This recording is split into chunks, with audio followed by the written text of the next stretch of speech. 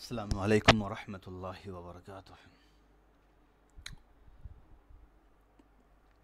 قدوری کے درس کا یہ پہلا ویڈیو ہے، کتاب الطہارہ۔ عام طور پر کوئی بھی کتاب شروع کرنے سے پہلے اس کے مقدمے کو پڑھا جاتا ہے، اس کے مصنفین کے بارے میں جو ہے وہ بات کرنی چاہیے۔ یہ اس کتاب کا جو ہے وہ ادب ہے، اور کوئی بھی نئی کتاب شروع کرنے سے پہلے اس کے مصنف کو دعا کرنا، ان کے لیے دعا کرنا اور اس کے لیے اپنی نیت کو ٹٹولنا اور اللہ تعالیٰ سے مدد مانگنا کتاب کی آسانی کے لیے، اس کو لمبے وقت تک یاد رکھنے کے لیے، اس پر عمل کرنے کے لیے، یہ ایک بہتر طریقہ ہے کسی بھی کتاب کو شروع کرنے کا۔ تو میں یہ سوچتے ہوئے شروع کر رہا ہوں کہ یہ ساری چیزیں آپ پہلے سے کر رہے ہیں۔ کوئی بھی کتاب آپ شروع کر رہے ہیں تو یہ کر رہے ہیں، کیونکہ یہ ایک عام بات ہے، تو پھر بھی میں نے یہاں پہ یاد دہانی کرا دی ہے۔ اگر آپ نے ایسا نہیں کیا ہے تو تھوڑا دیر ویڈیو بند کر لیں، پہلے یہ سارے کام کر لیجئے۔ زیادہ بہتر تو یہ ہے کہ ہر نئی کتاب شروع کرنے سے پہلے 2 رکعت انسان کو صلاۃ و حاجت یا صلاۃ و شکر کی نماز پڑھ لینی چاہیے، وہ زیادہ بہتر ہوتا ہے۔ لیکن اتنا نہ ہو سکے تو کم سے کم 2 منٹ بیٹھ کر باوضو ہو کر کے دعا کر لیں، اور دعا کے بعد اس کتاب کو شروع کریں۔ اور مصنفین کے جو حالات ہیں وہ میں بیان نہیں کروں گا، اس لیے کہ اس کی عادت طالب علم کو خود ڈالنی چاہیے کہ وہ جو کتاب پڑھ رہے ہیں ان کے مصنف کے بارے میں وہ خود پوری علم رکھیں۔ یہ میں آپ پر اس لیے چھوڑ رہا ہوں کہ اس سے آپ کو ذاتی مطالعے کا جو ایک عادت ہے وہ لگ جائے گا، اور ذاتی مطالعے کی عادت اگر آپ کو لگ گئی تو سمجھیے کہ آپ نے آدھا علم حاصل کر لیا ہے۔ چلیے، یہ ساری باتوں کو یاد رکھیں، بہت اہم ہے، بار بار دہرائی جائیں گی ہر نئی کتاب کی شروع میں۔ یہاں بھی میں نے دہرائی ہے، آگے بھی دہراؤں گا انشاءاللہ، لیکن اس چیز کو کریں۔ پہلا کام کیا ہے؟ یا تو نماز پڑھ لیجئے، اگر نماز نہیں پڑھ سکتے ہیں تو 2 منٹ بیٹھ کر دعا کر لیجئے۔ اس کے بعد پہلے مصنفین کے حالات پڑھیے اس کتاب سے یا کسی اور کتاب سے، اس کے بعد آپ سبق پر آئیے۔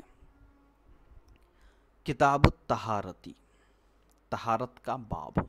کتاب جو ہے وہ باب کے معنی میں استعمال ہوتا ہے، کیونکہ کتاب جو ہے وہ مجموعہ کو کہا جاتا ہے، ایسا مجموعہ جس میں کسی ایک چیز کے متعلق بہت ساری باتیں جمع کر دی گئی ہو۔ تو کتاب الطہارت کا مطلب ہو گیا کہ طہارت کے متعلق جتنی بھی باتیں ہیں وہ ایک جگہ ایک باب میں جمع کر دی گئی ہے۔ اور جیسا کہ ہر کتاب کا طرز ہوتا ہے فقہ کا، کہ پہلے اس کے متعلق قرآن کی آیتیں پیش کی جاتی ہیں، حدیثیں پیش کی جاتی ہیں، پھر ایک بحث شروع کی جاتی ہے۔ تو مصنف رحمۃ اللہ علیہ نے بھی یہاں پر جو ہے وہ پہلے قرآن کریم کی آیت کو پیش کیا ہے۔ قال اللہ تعالیٰ، اللہ تبارک و تعالیٰ کا فرمان ہے، یا ایھا الذین آمنوا اذا قمتم الی الصلاۃ فاغسلوا وجوہکم وایدیکم الی المرافق وامسحوا برؤوسکم وارجلکم الی الکعبین۔ اے وہ لوگ جو ایمان لائے ہو، جب تم نماز کے لیے کھڑے ہو جاؤ تو دھو اپنے چہروں کو، اپنے ہاتھوں کو کہنیوں تک، کہنیوں سمیت۔ میں تک اور سمیت دونوں کے فرق کو انشاءاللہ واضح کروں گا، درس میں آئے گا۔ وَامْسَحُوا بِرُؤُوسِكُمْ، اور اپنے چہروں کا مسح کرو، وَأَرْجُلَكُمْ، اور اپنے دونوں پیر کو دھو، اپنے پیروں کو دھو، إِلَى الْكَعْبَيْنِ، ٹخنوں تک۔ چلیے،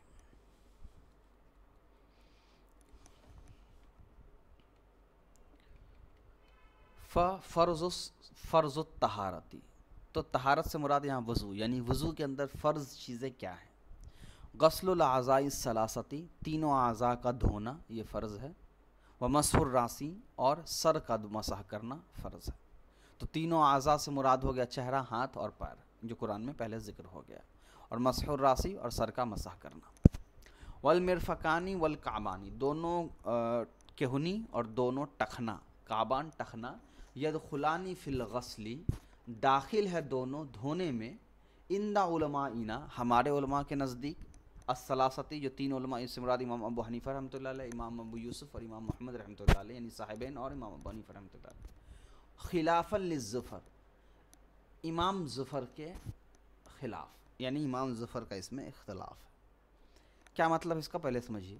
اس بحث کو میں سمپل ترجمہ کر کے چھوڑ دیتا، ہونا یہی چاہیے، کیونکہ یہ کتاب جو ہے اصل میں اس کی تشریح اصل میں ہدایہ ہے، قدوری کی تشریح، تو قدوری متن ہے اور اس کی شرح اصل میں ہدایہ ہے۔ لیکن یہاں یہ بحث شروع میں تھوڑا سا سمجھا دیتا ہوں دونوں کے اختلاف کو۔ اس کی دو وجہ پہلے سمجھ لیجیے. ایک تو یہ کہ جب علم اختلاف کا لفظ آتا ہے نا تو ہمارے اندر ایک منفی خیال جو ہے وہ اختلاف کو لے کر کے بن پڑا ہے. اختلاف کوئی بری چیز مانی جانے لگی ہے. نہیں، اختلاف ایک بہت بہتر چیز ہے. اختلاف کا میں دوسرے انداز میں ترجمہ کرتا ہوں تو اس کا مثبت معنی آپ کو سمجھ میں آئے گا. اختلاف کا مطلب ہوتا ہے الگ الگ رائے دینا. ٹھیک ہے، الگ الگ رائے دینا. تو مرفقان اور کعبان یعنی دونوں گھٹنے اور دونوں ٹخنے، گھٹنے کہہ رہا ہوں، دونوں یہ ٹخنا اور دونوں جو کہنی ہے، ان دونوں کے سلسلے میں دھونا ہے یا نہیں دھونا ہے، پورا دھونا ہے، کہاں تک دھونا ہے، اس کے سلسلے میں علماء کی دو الگ الگ رائے نکل کر کے آتی ہے. اب اس کو ایسے سمجھیے، مثال کے طور پہ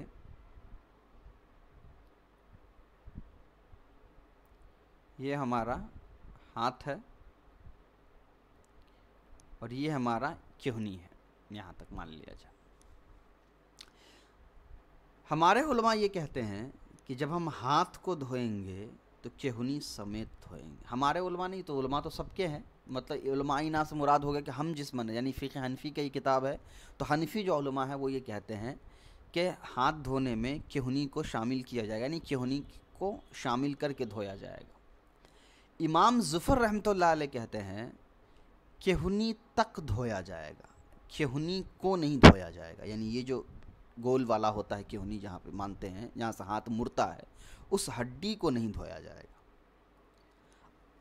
ایک بات. دوسری بات سمجھ لیجیے، دونوں یہ نہیں کہہ رہے ہیں کہ دھونا ہے کہ نہیں دھونا ہے، فرض کی بات چل رہی ہے. تو امام ظفر یہ کہتے ہیں کہ کسی نے اگر یہ نہیں دھویا پھر بھی اس کی وضو ہو جائے گی، اور ہم کہیں گے کہ جس نے یہ نہیں دھویا اس کی وضو نہیں ہوگی، اس لیے کہ وہ فرض ہے. تو فرضیت کی بات ہو رہی ہے. باقی دھونا نہ دھونا تو بہتر ہے کہ اچھے سے دھوئے، تاکہ وہ کیوں اتنا رسک لینا کہ کہنی دھویا کہ نہیں دھولا ہے. وہ افضلیت میں دونوں دھونے کو کہتے ہیں. فرض کی بات چلے گا، کسی سے کہنی تک ہی دھویا، کسی نے کہنی سمیت دھو لیا، تو وضو ہوا کہ نہیں ہوا، وہ فرض پورا ہوا کہ نہیں ہوا کم سے کم اس بات میں. تو دونوں کے مسائل سمجھ گئے. حنفی علماء کا یہ کہنا ہے کہ کہنی سمیت دھونا ہے، یعنی جو یہ گول والا ہے، بال یہاں پر ہوتا ہے. اور امام ظفر کا کہنا ہے کہ نہیں، یہیں تک دھونا ہے. اب دلیل سمجھیے. پہلے امام ظفر رحمۃ اللہ علیہ کی دلیل لے لیجیے.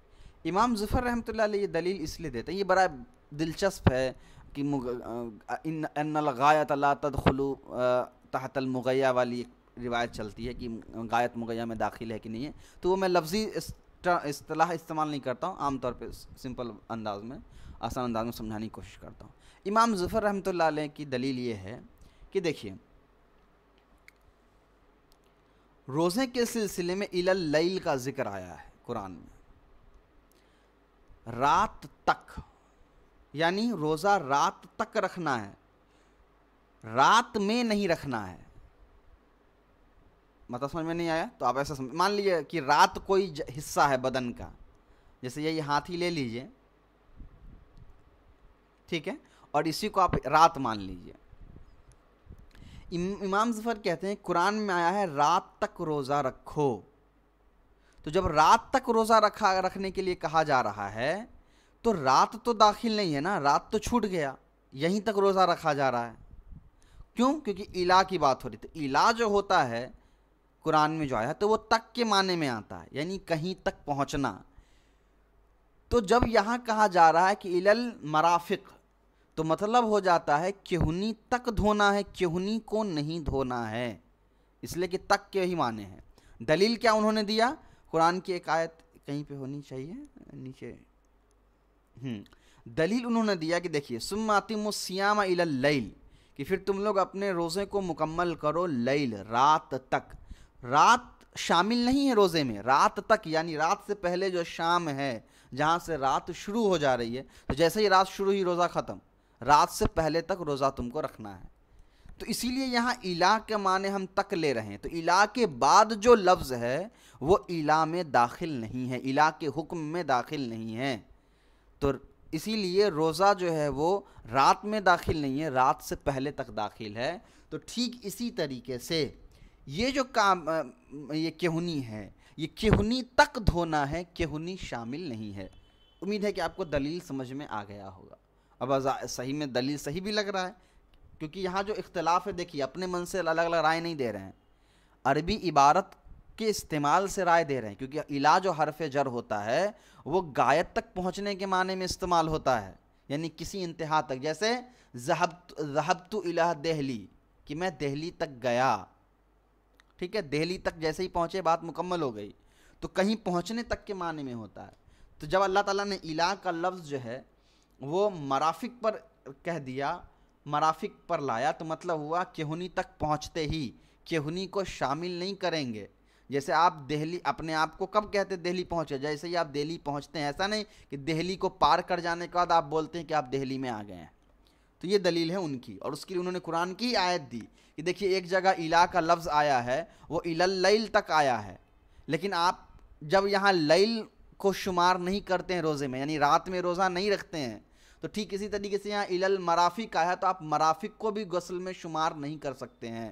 جب آپ لیل کو نہیں لے رہے ہیں تو آپ کو مرافق کو بھی نہیں لینا پڑے گا۔ لیل سے پہلے تک لے رہے ہیں یعنی شام تک روزہ رکھ رہے ہیں تو مرافق سے پہلے تک جتنا ہاتھ کا حصہ ہے اس کو ہی آپ کو دھونا پڑے گا۔ یہ انہوں نے دلیل دی۔ پھر ہمارے جو علماء ہیں، جو حنفی علماء ہیں، وہ کیا دلیل دے رہے ہیں؟ دیکھیے ہمارے علماء، میں بار بار کہہ رہا ہوں سمجھنے کے لیے، فقہ حنفی کے طور پر، اس کا مطلب یہ نہیں ہوتا عام طور پہ اختلافی جب بات بیان کی جاتی ہے تو ہم ایسے بیان کرنے لگتے ہیں جیسے سامنے والے کو دوسرے جو امام ہے، امام شافعی ہوئے کوئی اور امام، ان کو کوئی علم ہی نہیں تھا، ہم کو صرف سارا علم تھا۔ ایسا نہیں ہے۔ ادب کے ساتھ لوگوں کے رائے کو ظاہر کرنا چاہیے، اور لوگوں کے دلائل کو اور رائے کو ظاہر کرنے میں معتدل ہونا چاہیے۔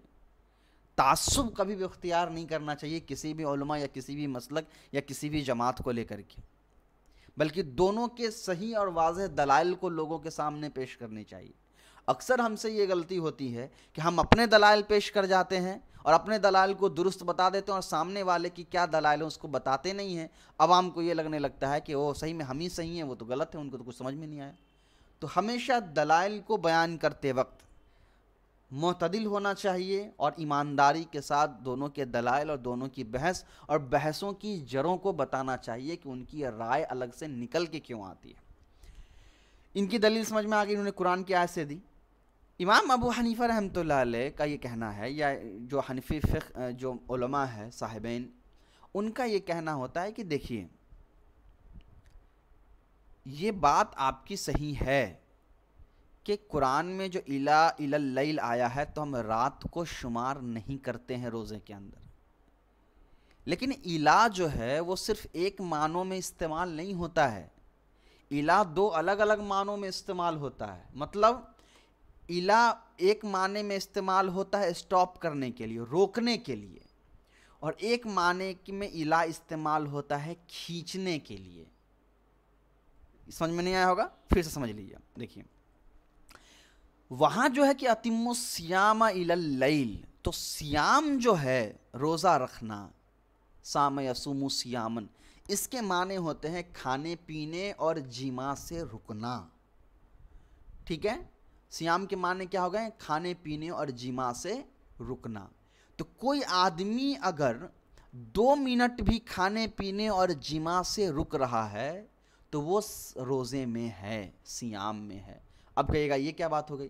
یہ لفظی تحقیق چل رہی ہے، شرعی حیثیت سے نہیں، لفظ کے طور پہ تحقیق ہو رہی ہے، اس لیے کہ الا جو ہے وہ لفظ ہے، شریعت کے حساب سے ہم لوگ بات نہیں کر رہے ہیں کہ نہیں شریعت میں تو روزہ کس کو کہتے ہیں، وہ تو الگ ہم نے تعریف بنائی ہے نا۔ لفظ جو سیام ہے اس کے معنی ہوتے ہیں کسی بھی وقت کھانے پینے یا جماع سے رکنے کا مطلب ہوتا ہے کہ وہ سیام کر رہا ہے، وہ رک رہا ہے۔ تو اللہ تعالیٰ نے سیام کے ساتھ الا کا لفظ لے کر کے لیل تک کا جو لفظ لایا وہ یہ بتانے کے لیے کہ تم کو سیام کو کھینچ کر کے رات تک لانا ہے، یعنی 2 منٹ تم کو بھوکا پیاسا نہیں رہنا ہے، بلکہ تم کو اس وقت سے لے کر کے رات سے پہلے یعنی شام تک اس روزے کو کھینچ کر لانا ہے۔ تو یہاں الا کا استعمال حکم کو کھینچنے کے لیے ہوا ہے، نہ کہ حکم کو نکالنے کے لیے، ٹھیک ہے؟ اور یہاں جو الا کا استعمال ہوا ہے وہ حکم کو کھینچنے کے لیے نہیں، بات کو کاٹنے کے لیے۔ بات کو کاٹنے کا مطلب کیا ہو گیا؟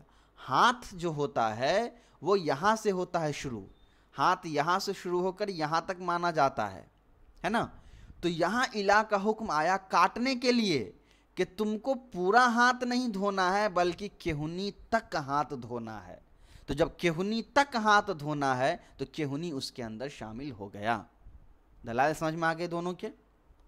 چلیے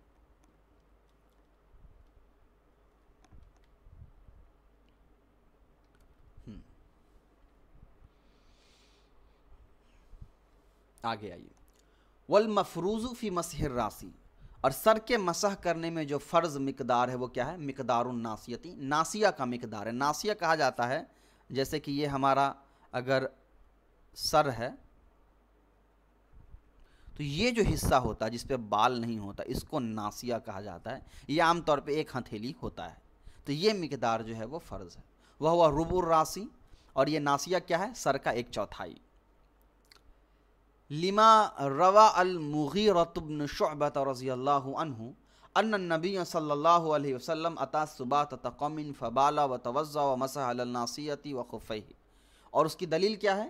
اس کی دلیل جو ہے وہ مغیرہ ابن شعبہ رضی اللہ عنہ کی جو حدیث ہے جس میں وہ کہتے ہیں کہ آپ صلی اللہ علیہ وسلم آئے سباطۃ قوم میں جہاں گندگی کوڑا وغیرہ پھینکا جاتا ہے قوم کسی علاقے سے باہر، وہاں پر آئیں. فبالا، اپنی ضرورت کو پورا کیا، قضاء حاجت، وتوضأ، وضو کیا، ومسح علی الناصیۃ، انہوں نے اپنے سر پر اپنے ناصیہ پر مسح کیا، وخفیہ، اور اپنے موزوں کا مسح کیا. تو یہاں ناصیہ کا لفظ صاف طور پہ ذکر ہے. تو ناصیہ کا مطلب ہوتا ہے وہ پیشانی. تو ظاہر بات ہے وضو میں وہ پیشانی تو مسح نہیں کرتے ہیں نا، سر مسح کرتے ہیں. تو یہاں ناصیہ سے مراد ہے کہ سر پیشانی کے مقدار جو انہوں نے سر کا مسح کیا. تو یہ دلیل ہو گئی. اس کی وجہ یہی ہے کہ اس میں الگ الگ رائے ہے. کچھ علماء کہتے ہیں کہ 3 بال بھی اگر کوئی مسح کر لے تب بھی فرض پورا ہو جائے گا. کوئی کہتے ہیں پورے سر کا مسح کر لے تب بھی فرض پورا ہو جائے گا. تو انہوں نے اپنی وہ دلیل پیش کر دی کہ جب حدیث میں باقاعدہ ذکر ہے کہ کتنا مقدار جو ہے وہ مسح کرنا ہے تو کوئی مسئلہ نہیں. دونوں کی جو رائے ہے اس کی بھی وجہ ہے. قرآن میں مطلق رؤوسکم، پورا سر کا مسح کرو، وہاں پر بھی با حرف جر جو ہے اس کی بات ہو رہی ہے. تو اسی لیے وہاں پر بھی الگ الگ رائے بنی ہے. بعض لوگ با کی معنی بعض کے لیتے ہیں، یعنی سر کا بعض حصہ مسح کرو، اور بعض جو ہے وہ با کو کل کے معنی میں لیتے ہیں کہ پورا مکمل طور پہ سر کا مسح کرو. اس لیے یہ 2 الگ الگ رائے جو ہے وہ بن کر سامنے آئی ہے. مثال کے طور پہ دیکھیے، جیسے میں لکھتا ہوں ذہبت بزید، میں زید کے ساتھ گیا. تو زید مکمل طور پہ گیا نا، میں زید کا کوئی حصہ لے کر کے تو نہیں گیا. لیکن وہی میں لکھوں کتبت بقلم، کہ میں قلم کے ساتھ لکھا. تو قلم جو ہوتا ہے وہ پورا قلم تو نہیں لکھا جاتا نا، اس کی نیب لکھی جاتی ہے، یعنی قلم کا بعض حصہ. وہ الگ بات ہے کہ ہم پورا قلم بول کر کے بعض مراد لیتے ہیں. تو وہی الگ الگ رائے یہاں پر سامنے آئی ہے. چلیے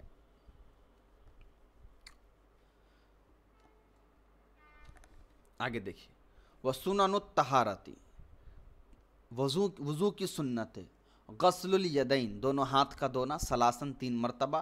قبل ادخالہما، ان دونوں ہاتھ کا داخل کرنے سے پہلے. کس میں؟ الاناء، برتن میں. کب؟ اذا استيقظ المتوضئ من نومہ، جب وضو کرنے والا اپنی نیند سے فارغ ہو. وتسمیۃ اللہ تعالی فی ابتداء الوضوء، اور بسم اللہ پڑھنا وضو کو شروع کرنے سے پہلے. والسواک، مسواک کرنا. والمزمزۃ، گرگرہ کرنا. والاستنشاق، ناک صاف کرنا. ومسح الاذنین، دونوں کان کا مسح کرنا. وتخلیل اللحیۃ، داڑھی کا جو ہے خلال کرنا، یعنی داڑھی میں پانی لے جا کر کے دھونا اس کو. والاصابع، اور انگلیوں کا خلال کرنا، چاہے وہ ہاتھ کا ہو یا پیر کا ہو. وتقرار الغسل، اور دھونے کا تکرار کرے گا. الی الثلاث، 3 مرتبہ تک، یعنی 3 بار یہ سارے کام کریں گے جو وضو کریں گے. وَيُسْتَحَبُّ لِلْمُتَوَضِّئِ، مستحب ہے، بہتر ہے وضو کرنے والے کے لیے کیا؟ ان ینوی الطہارۃ، کہ وہ وضو کی نیت بھی کرے. وَيَسْتَوْعِبَ رَأْسَهُ بِالْمَسْحِ، اور مسح کرنے میں پورے سر کو لے لے، یعنی ایک مرتبہ جو سر کو مسح کرے گا تو پورے سر کا وہ مسح کر لے. وَيُرَتِّبُ الْوُضُوءَ، وضو کو ترتیب کے ساتھ کرے. فَيُبْتَدَأُ بِمَا بَدَأَ اللَّهُ تَعَالَى بِذِكْرِهِ، تو اس طرح شروع کرے جیسے اللہ تعالیٰ نے شروع کیا ہے وضو اپنے ذکر سے، یعنی قرآن کریم میں ذکر کرتے ہوئے.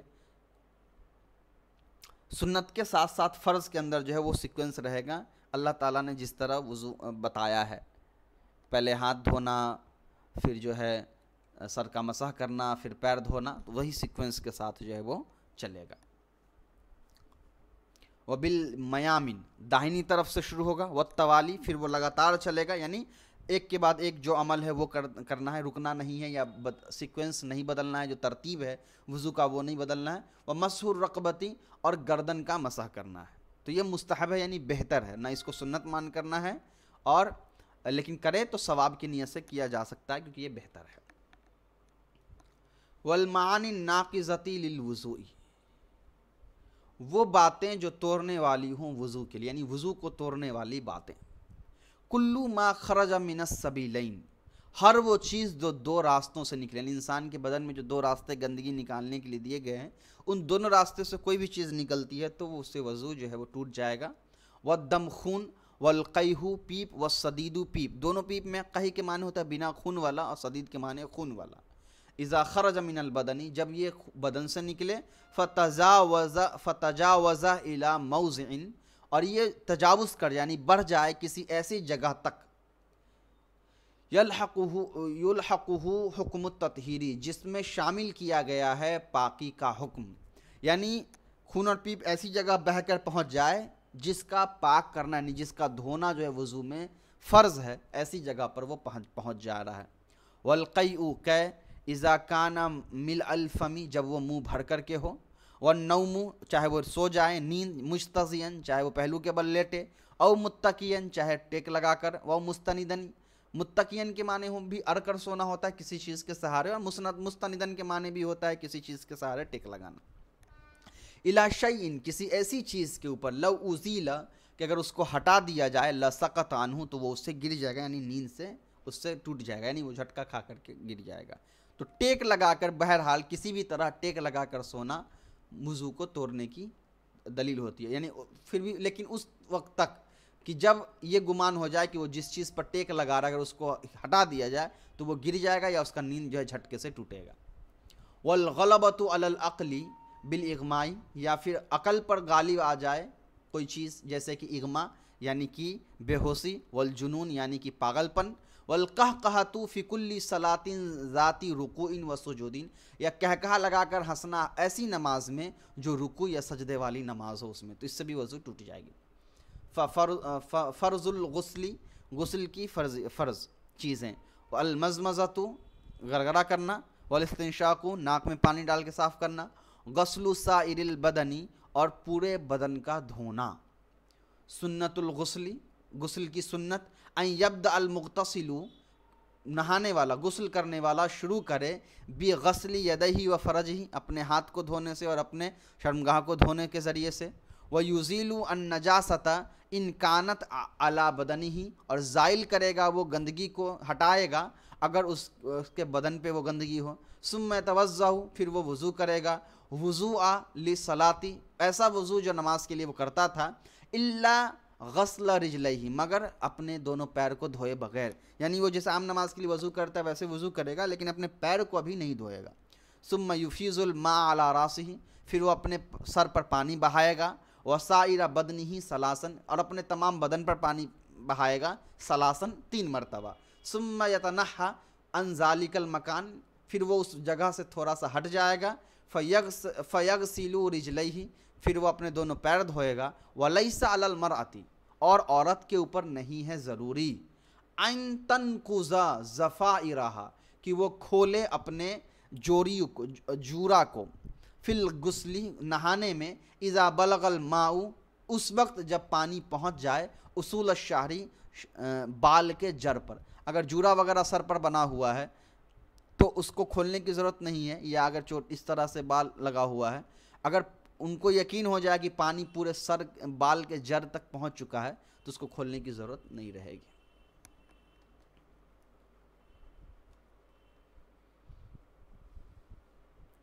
چلیے بس اتنا ہی کریے، انشاءاللہ پھر آگے کرتے ہیں بعد میں۔ السلام علیکم ورحمۃ اللہ وبرکاتہ۔